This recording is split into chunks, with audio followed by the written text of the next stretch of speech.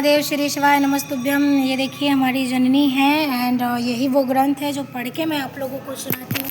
तो आज हमारी कथा फिर से आरंभ होने जा रही है और आज मैं कहीं पे भी लाइव नहीं आ रही हूँ क्योंकि मेरे मोबाइल में एक तो नेट नहीं है और दूसरा मेरे लाइव वाले चैनल पे कुछ प्रॉब्लम हो गया है। सो हर हर महादेव, हे शिव दया करो हे प्रभु।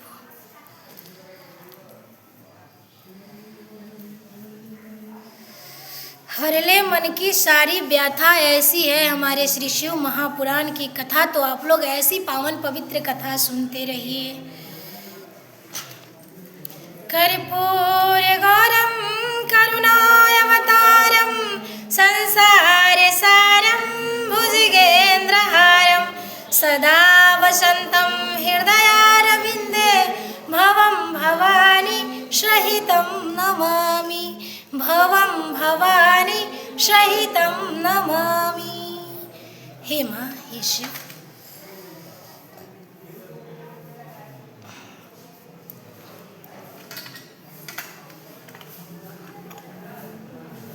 आरती ले ले, बोल जाओ। जय माता। तो अब चलिए हम कथा प्रारंभ करते हैं। बड़ा ही प्यारा प्रसंग है और आप लोग इस वीडियो को स्किप कीजिएगा तो आपकी मर्जी है। बाकी हमारी अर्जी है कि कथा सुनो, सत्य सनातन के बारे में जानिए, आगे बढ़िए, सबका रिस्पेक्ट कीजिए, ना गलत करो और ना गलत करने दो और ना ही गलत जगह पर रुको।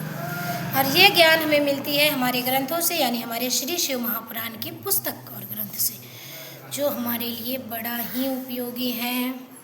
तो बोलिए प्रेम से श्री शिवाय नमस्तुभ्यम। आज का हमारा जो विषय है, जो अध्याय है, वो है कितना 36वां अध्याय है और जो विषय है अश्वत्थामा के रूप में शिव के अवतार का वर्णन। बड़ा ही प्यारा प्रसंग है। नंदीश्वर बोले, हे सनत कुमार, हे सर्वज्ञ, अब आप सर्वव्यापी परमात्मा शिव के अश्वत्थामा नामक श्रेष्ठ अवतार को सुनाइए।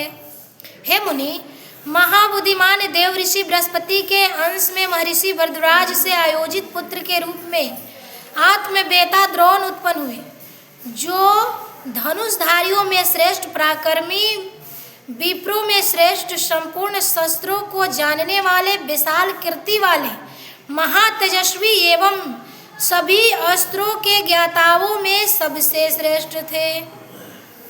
जिन द्रोण को विद्वान लोग धनुर्विद्या में तथा वेद में प्रांगत, वरिष्ठ, आश्चर्यजनक कार्य करने वाला और अपने कुल को बढ़ाने वाला कहते हैं, हे द्विज, वे अपने पराक्रम के प्रभाव से कौरवों के आश्चर्य थे एवं उन कौरवों के 6 महारथियों में से प्रसिद्ध एक थे। बोलिए हर हर महादेव।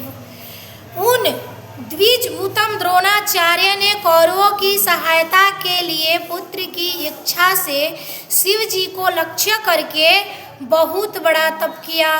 उसके बाद हे मुनि स्तंभ, उनके तप से प्रसन्न होकर भक्त वत्सल शिव जी द्रोणाचार्य के समक्ष प्रकट हुए।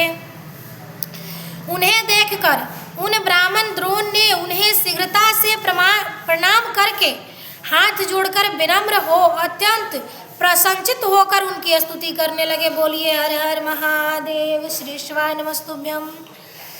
उनकी स्तुति तथा तपस्या से संतुष्ट हुए भक्त वत्सल प्रभु शंकर ने द्रोणाचार्य से वर मांगो ऐसा कहा। शिव जी के इस वचन को सुनकर अति विनम्र द्रोणाचार्य ने कहा कि मुझे महाबली सबसे अजय तथा अपने अंश से उत्पन्न एक पुत्र दीजिए। बोलिए हर हर महादेव। हे तात, हे मुनि, द्रोणाचार्य का यह वचन सुनकर कौतुक करने वाले परम सुखकारी शिवजी ने ऐसा ही होगा ऐसा तो कह दिया, यह कहा है, और वे अंतर्ध्यान हो गए।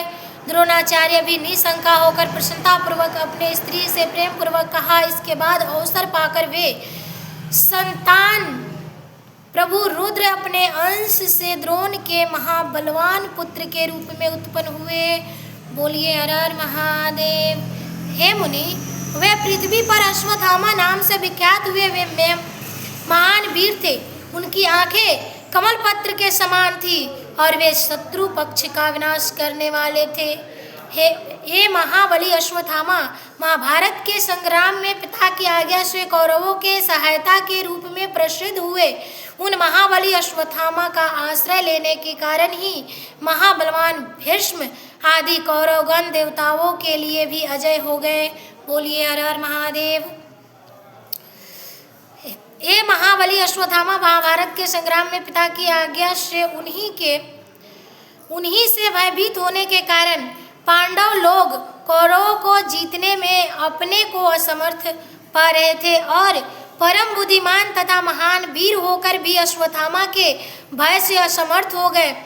तब श्री कृष्ण के उपदेश से महाबली अर्जुन ने शिव जी की कठोर तपस्या कर उनसे अस्त्र प्राप्त किया। उन कौरवों पर विजय प्राप्त की। हे मुनि, उस समय महादेव के अंश से उत्पन्न हुए उन अश्वत्थामा ने कौरवों की भक्ति से प्रसन्न होकर उनसे वशीभूत होकर युद्ध में यत्न पूर्वक शिक्षित पांडव पुत्र का विनाश करके अपना प्रताप दिखाया। श्री कृष्ण आदि महावीर बलवान शत्रु भी उनके बालक को रोक नहीं सके। पुत्र के शोक से संतप्त अर्जुन को श्री कृष्ण ने साथ रथ में अपनी ओर आता हुआ देखकर वे भाग खड़े हुए। अश्वत्थामा ने अर्जुन पर ब्रह्मास्त्र नामक अस्त्र का प्रहार किया। उससे सभी दिशाओं में प्रचंड तेज उत्पन्न हो गया। अपने बाणों पर आई हुई आपत्ति को देखकर अर्जुन दुखी हो गए और उनका तेज नष्ट हो गया। तब उन्होंने कलेशक्रांत तथा भयभीत होकर श्री कृष्ण से कहा। अर्जुन बोले, हे कृष्ण, हे पार्थ, हे कृष्ण, यह क्या है? यह दूसरा तेज चारों ओर से घेरे हुए कहाँ से आ रहा है? मैं इसे नहीं जान पा रहा हूँ। नंदीश्वर बोले, अर्जुन का यह वचन सुनकर महाशय उन श्री कृष्ण ने पार्वती सहित शिव का ध्यान करते हुए आदर पूर्वक अर्जुन से कहा। श्री कृष्ण बोले, यह द्रोणाचार्य के पुत्र का महातेजस्वी ब्रह्मास्त्र है। इसके समान शत्रुओं का घातक कोई दूसरा अस्त्र ही नहीं है। ऐसा जानना चाहिए। आप शीघ्र ही भक्तों की रक्षा करने वाले अपने प्रभु शंकर का ध्यान कीजिए, जिन्होंने आपका सारा कार्य संपादन करने वाला अपना सर्वोत्कृष्ट अस्त्र आपको प्रदान किया है। आप इस अस्त्र के परम तेज को अपने सवा शास्त्र के तेज से नष्ट कीजिए। इतना कहकर स्वयं श्री कृष्ण अर्जुन की रक्षा के लिए शिव का ध्यान करने लगे। हे मुनि, श्री कृष्ण की बात सुनकर अर्जुन ने अपने मन में शिव जी का ध्यान किया और इसके बाद जल से आचमन कर शिव को प्रणाम करके उन अस्त्रों को शीघ्र ही अश्वत्थामा पर छोड़ा। हे महामुनि, यद्यपि वह ब्रह्मास्त्र नामक अस्त्र अमोघ है तथा इसकी प्रतिक्रिया करने वाला कोई अन्य अस्त्र नहीं है, फिर भी यह शिव जी के अस्त्र के तेज से उसी क्षण शांत हो गया। अद्भुत चरित्र वाले उन शिव के संबंध में इसे आश्चर्य मत समझिए, जो अजन्मा शिव अपनी शक्ति के सारे संसार को उत्पन्न करते हैं, उनका पालन करते हैं तथा संहार करते हैं। हे मुनि, इसके बाद शिव के अंश से उत्पन्न हुए तथा शिव जी को इच्छा से तुष्ट बुद्धि वाले अश्वत्थामा इस सय वृत्तांत को जानकर कुछ भी व्यथित नहीं हुए। इसके बाद अश्वत्थामा ने इस संपूर्ण संसार को पांडवों से रहित करने के लिए उत्तरा के गर्भ में स्थित बालक को विनष्ट करने का निश्चय कर लिया। बोलिए हर हर महादेव। हर बाल्य हत्या से बड़ा पाप इस संसार में कोई नहीं माना गया है। तब उस महाप्रभावशाली महातेजस्वी तथा अन्य अस्त्रों द्वारा रोके न जा सकने वाला ब्रह्मास्त्र को उत्तरा के गर्भ पर चलाया। उस अस्त्र से जलती हुई अर्जुन की पुत्र वधू उत्तरा व्याकुलचित होकर लक्ष्मीपति श्री कृष्ण की स्तुति करने लगी। इसके बाद श्री कृष्ण ने हृदय से सदा शिव का ध्यान कर उनकी स्तुति की तथा उन्हें प्रणाम कर जान अस्त्र है उन्होंने शिव जी की आज्ञा से अपनी रक्षा के लिए इंद्र द्वारा प्रदत्त अपने महातेजस्वी सुदर्शन चक्र से उसकी रक्षा की। शंकर के आज्ञा से महाशिव श्री कृष्ण गर्भ में अपना स्वरूप ही धारण किया। यह चरित्र जानकर अश्वत्थामा उदास हो गए।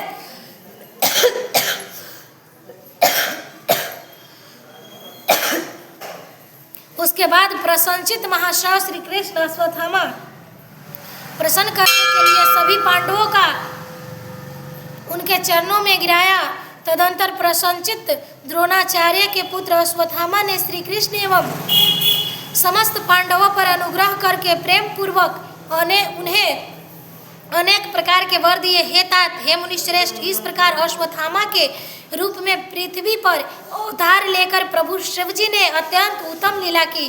त्रिलोकी को सुख देने वाले महापराक्रमी महाप्रभावशाली शिवा अवतार अश्वत्थामा आज भी गंगा तट पर विद्यमान है। हे मुनि, इस प्रकार मैंने आपसे अश्वत्थामा के रूप में प्रभु शिव जी के अवतार का वर्णन किया, जो संपूर्ण सिद्धियों को देने वाला तथा भक्तों को अभीष्ट फल प्रदान करने वाला है। जो मनुष्य भक्ति पूर्वक इस चरित्र को सुनता है अथवा सावधान होकर इसका कीर्तन करता है, वह अभीष्ट सिद्धि प्राप्त करता है और अंत में शिवलोक को जाता है। बोलिए हर हर महादेव, श्री शिवाय नमस्तुभ्यम। इस प्रकार श्री शिव महापुराण के अंतर्गत तृतीय शत्रुद्र संहिता के अश्वत्थामा शिवावतार वर्णन नामक 36वां अध्याय पूर्ण हुआ। बोलिए हर हर महादेव।